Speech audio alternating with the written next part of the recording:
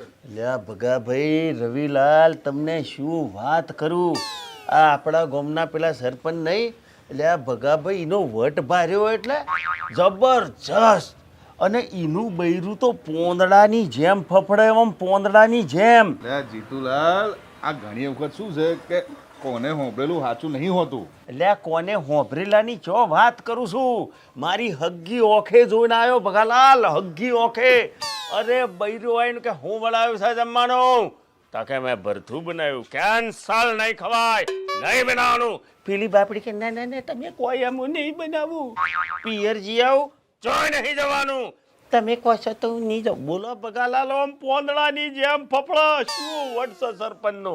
શું છે જીતુભાઈ રવિભાઈ બધા મજામાં? આ સરપંચ સાહેબ મજામાં મજામાં આવો આવો આવો બેહો તમે બેહો બેહવા દે લ્યા સરપંચ ને બેહો બેહો ભગાલાલ.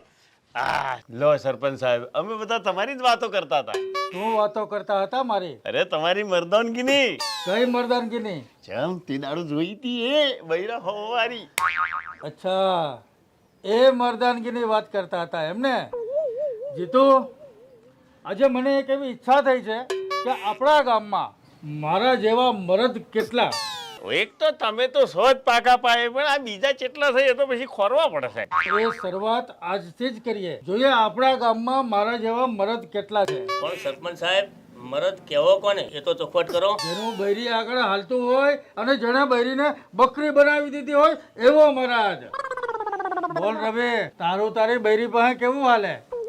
જો સરપંચ સાહેબ સારું ખોટું તો નહીં બોલું પણ આ ઘરમાં શાંતિથી રહેવું હોય ને તો બૈરાનું તો હોંભરવું પડે ને યાર.